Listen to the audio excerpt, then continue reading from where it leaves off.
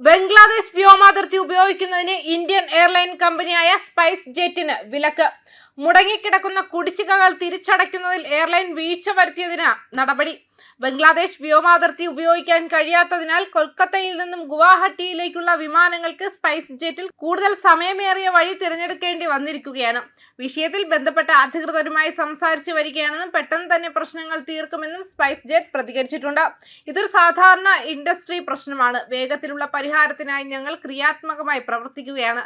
വിമാന സർവീസുകൾക്ക് യാതൊരു തടസ്സവുമില്ല. ഞങ്ങളുടെ ആവശ്യകതകൾക്ക് അനുസൃതമായി ഷെഡ്യൂൾ ചെയ്ത സേവനങ്ങൾ തുടർന്നും നടത്തും, സ്പൈസ് ജെറ്റ് വക്താവ് പ്രസ്താവനയിൽ വ്യക്തമാക്കി.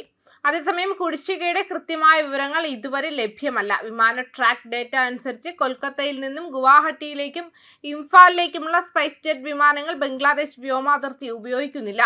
കൂടാതെ ബംഗ്ലാദേശ് സർക്കാരിന്റെ ഈ നീക്കം ഇതിനകം തന്നെ സാമ്പത്തിക ബുദ്ധിമുട്ട് നേരിടുന്ന എയർലൈനിന്റെ ഇന്ധന ചെലവ് വർദ്ധിപ്പിക്കുമെന്ന് പ്രതീക്ഷിക്കുന്നുണ്ട്. ഗതാഗതത്തിനോ ലാൻഡിങ്ങിനോ ആകട്ടെ വ്യോമാതിർത്തി ഉപയോഗിക്കുന്ന രാജ്യങ്ങൾക്ക് വിമാന കമ്പനികൾ ഓവർ ഫ്ലൈറ്റ് ഫീസ് നൽകണം. വിമാനത്തിന്റെ ഭാരം, പറക്കൽ ദൈർഘ്യം തുടങ്ങിയ ഘടകങ്ങളെ ആശ്രയിച്ചിരിക്കും ഈ നിരക്കുകൾ. സ്പൈസ് ജെറ്റ് സാധാരണയായി നടത്തുന്ന ഒരു ബോയിങ് 737 വിമാനത്തിന് ഓരോ ഫ്ലൈറ്റിനും ഏകദേശം 300 ഫീസ് കണക്കാക്കുന്നുണ്ട്.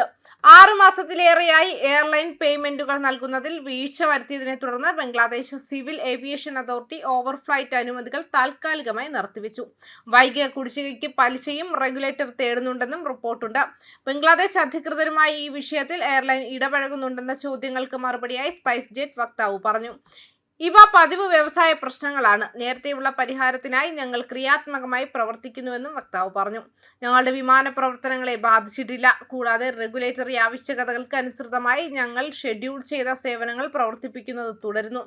അതേസമയം 2026 ഫെബ്രുവരിയിൽ നടന്ന പൊതു തെരഞ്ഞെടുപ്പിൽ താരിഖ് റഹ്മാന്റെ നേതൃത്വത്തിലുള്ള ബംഗ്ലാദേശ് നാഷണലിസ്റ്റ് പാർട്ടി വൻ വിജയം നേടിയിരുന്നു. 2024 ഓഗസ്റ്റിൽ ഷെയ്ഖ് ഹസീന ഭരണകൂടം പുറത്താക്കപ്പെട്ടതിനെ തുടർന്നുണ്ടായ ഇടക്കാല ഭരണകാലം അവസാനിപ്പിച്ചുകൊണ്ട് ബംഗ്ലാദേശ് രാഷ്ട്രീയത്തിൽ ഇതൊരു സുപ്രധാന മാതൃകാ മാറ്റത്തെ അടയാളപ്പെടുത്തുന്നു. മുൻകാല വൈരാഗ്യങ്ങൾ കണക്കിലെടുക്കാതെ പുതിയ സർക്കാരുമായി സഹകരിക്കാനുള്ള ഇന്ത്യയുടെ സന്നദ്ധത സൂചിപ്പിച്ചുകൊണ്ട് ഇന്ത്യൻ പ്രധാനമന്ത്രി താരിഖ് റഹ്മാനെ ഉടൻ തന്നെ അഭിനന്ദിക്കുകയും ചെയ്തിരുന്നു. ന്യൂസ് ഡെസ്ക് കർമ്മ ന്യൂസ്.